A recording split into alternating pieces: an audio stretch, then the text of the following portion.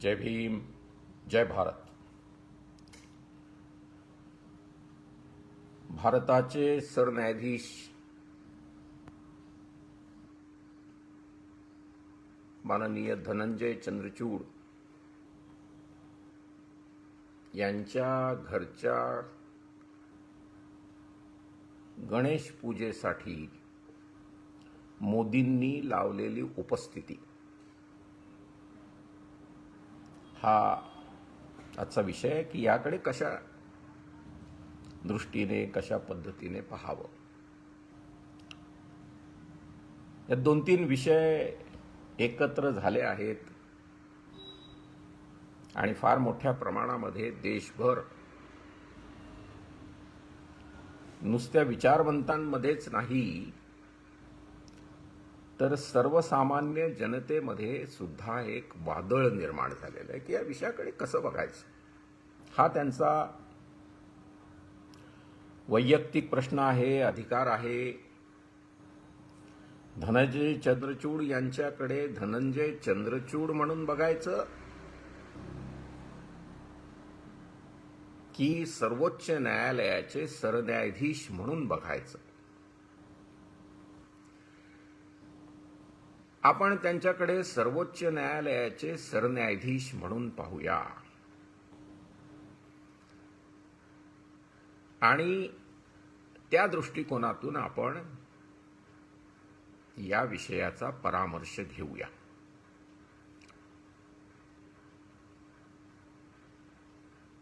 (1997) साली सुप्रीम कोर्टामध्ये एक अतिशय महत्त्वाचा निर्णय देण्यात आला होता, ज्यामध्ये ज्युडिशियरीच्या ढासळणाऱ्या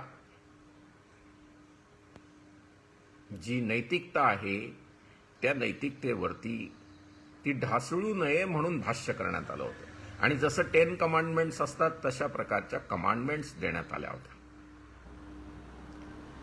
काय होत्या त्या कमांडमेंट्स? तर त्यात स्पष्टपणे म्हटलं होतं की justice should not only merely be done but also be seen to be done. न्याय हा फक्त न्यायदानातून दिला जातो इथपर्यंतच तो सीमित नसावा, तर तो दिसायला हवा की तो दिला जातोय. आणि तो जर आपल्याला दिसायला हवा असेल तर जजेसने काय काळजी घेतली पाहिजे? सुप्रीम कोर्टामध्ये सगळ्यात जास्त लिटिगेशन्स ही कार्यकारी दलाच्या विरुद्ध असतात. आता कार्यकारी दलाच्या विरुद्ध असलेली लिटिगेशन्स, कार्यकारी दलाचा प्रमुख कोण? प्राईम मिनिस्टर आणि त्यांचं मंत्रिमंडळ यांनी घेतलेले जे निर्णय आहेत त्याच्या विरुद्ध पिटिशन्स येतात आणि त्याला अनुसरून हे 97 साली म्हटलं गेलं होतं की जजेसनी स्वतःला एक्झिक्युटिव्ह पासून दूर ठेवावं. जर जजेस त्या एक्झिक्युटिव्ह मध्ये जर त्यांच्या सोबत असले तर त्याचा अर्थ असा काढला जातो, सगळ्यात मोठी जी टीका येते की ज्युडिशियरी ही एक्झिक्युटिव्हची म्हणजे न्यायसंस्था ही कार्यकारी दलाचं एक्सटेन्शन असू नये, कार्यकारी दलाची तळी उचलून धरणारा असा हा विभाग असू नये. हा स्वतंत्र असावा, निष्पक्ष असावा. यामध्ये कुठल्याही प्रकारचं पक्षपाती धोरण नसावं. ही निष्पक्षता तेव्हाच माणसाला किंवा संस्थेला ही निष्पक्षता कायम ठेवता येते जेव्हा कार्यकारी दल आणि न्यायसंस्था एकमेकापासून दूर राहतात. म्हणून त्याच जजमेंटमध्ये म्हटलं गेलं की न्यायसंस्थेने स्वतःला कार्यकारी दलापासून दूर ठेवावं. आता तुम्ही सांगा, अशा प्रकारे तिथे काही इफ्तार पार्टी नव्हती, तिथे काही क्रिसमस सेलिब्रेशन नव्हतं. हे घरातला गणपती आणला होता, त्या गणपतीला जेव्हा देशाचे प्रधानमंत्री सर्वोच्च न्यायालयाचे सरन्यायाधीश बोलवतात, तेव्हा ते फंक्शन ते कृत्य अनौपचारिक होतं. ते पब्लिक डोमेनमध्ये टाकलं गेलं, पब्लिकमध्ये टाकले गेले, ते व्हिडिओ व्हायरल झाले, तो भाग वेगळा. परंतु अन्यथा ते प्रायव्हेट फंक्शन होतं. अशा प्रायव्हेट फंक्शनला ज्या वेळेला, कारण टीकाकार म्हणतायत की मनमोहन सिंगांनी पण अशा प्रकारच्या एका फंक्शनमध्ये, इफ्तार पार्टीमध्ये के.जी. बालकृष्णन साहेब त्यावेळेचे चीफ जस्टिस यांना बोलवलं होतं किंवा ते होते त्या पार्टीत. मग तिथे नाही का उल्लंघन झालं? तिथे उल्लंघन झालं नाही. इथे 100% उल्लंघन झालेलं आहे. याची गल्लत त्या प्रसंगाशी करू नये असं माझं स्पष्ट मत आहे. आणि चंद्रचूड साहेबांच्या विषयी जी काही जनसामान्यांच्या मनामध्ये, विद्वानांच्या मनामध्ये, विचारवंतांच्या मनामध्ये भावना होती की ते राज्यघटनेचं काटेकोर पालन करत आहेत. एक आपण ज्याला म्हणतो एक आशेचा किरण चंद्रचूड साहेबांच्या निमित्ताने देशात निर्माण झाला होता. कारण अन्यथा देशाची परिस्थिती फार गंभीर आहे.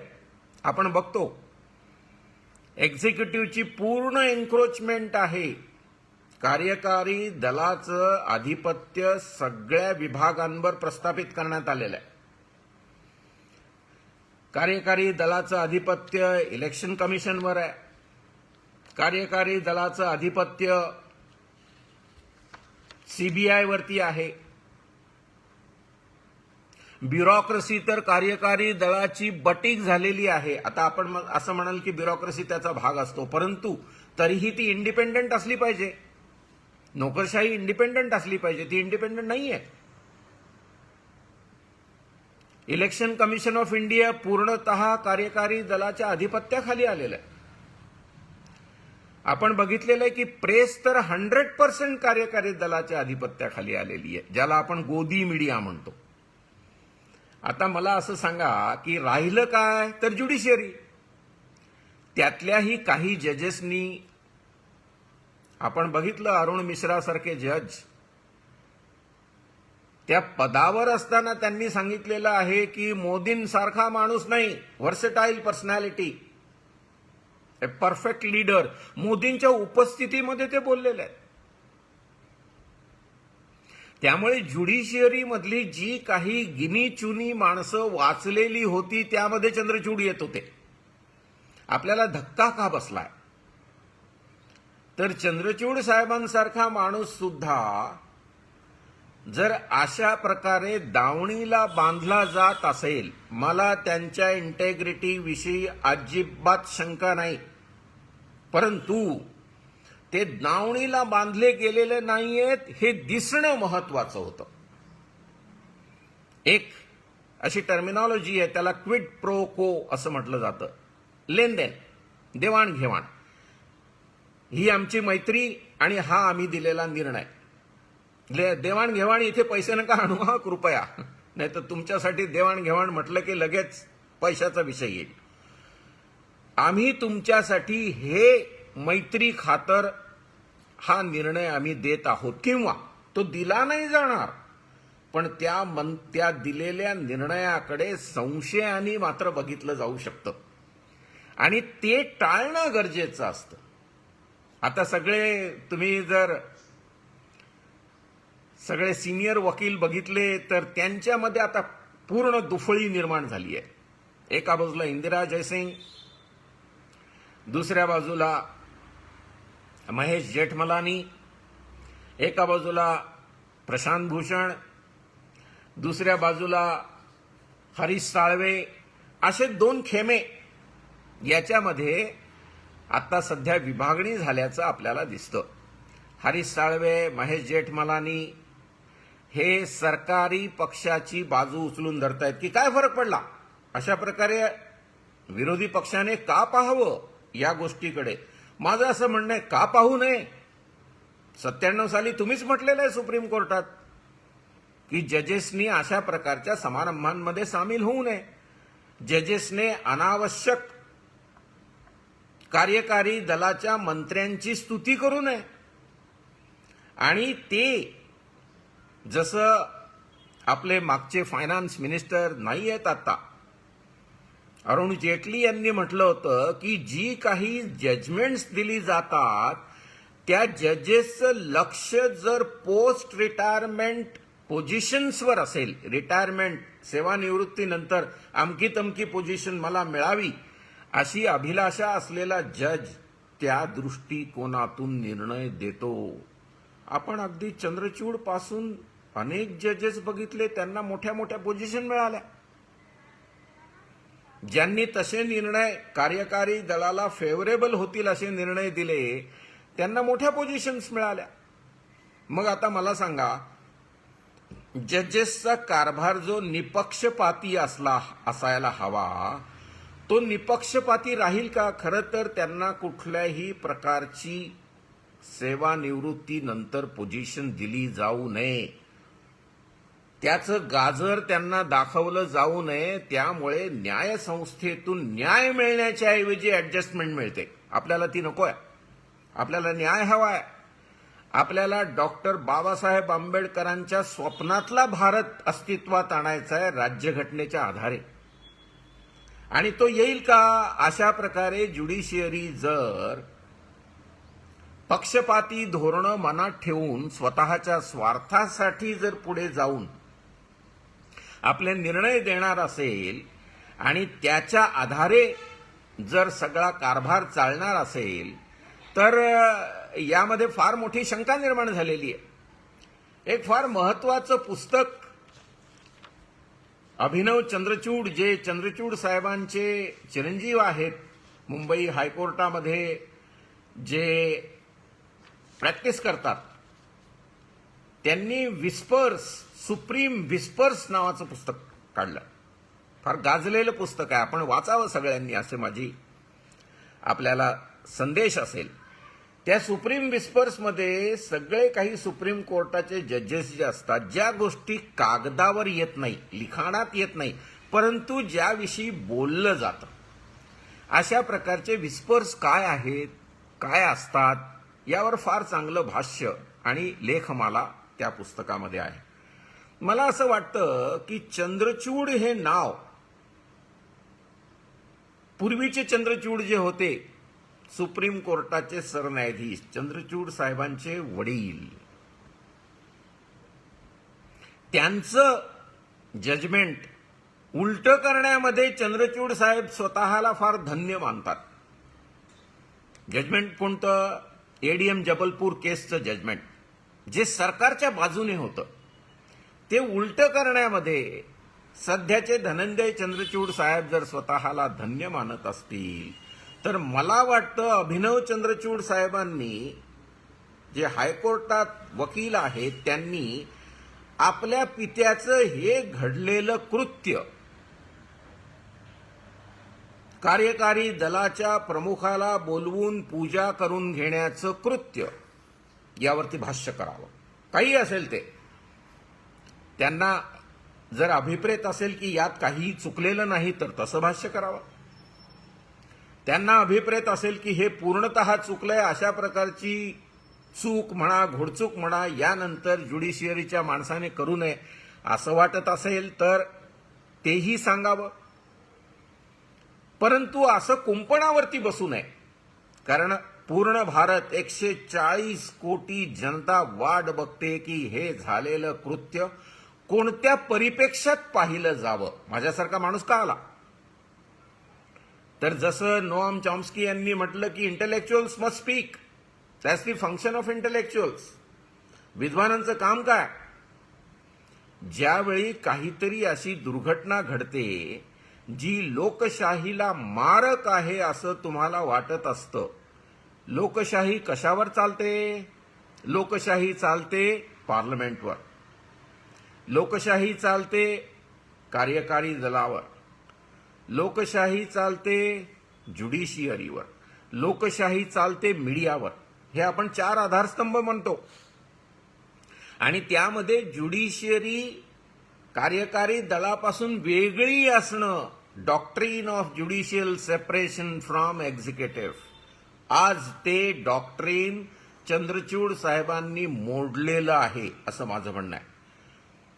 मी त्यांच्या इंटेग्रिटीविषयी बोलत नाही, त्यांच्या क्षमतेविषयी बोलत नाही, त्यांच्या निपक्षपाती धोरणांविषयी बोलत नाही. तर माझं काय म्हणणं आहे की ते जे काही कृत्य झालेलं आहे, Caesar's wife should be beyond above suspicion. सीझरची पत्नी नुसती पतिव्रता असून चालत नाही, ती पतिव्रता आहे हे दिसलं पाहिजे.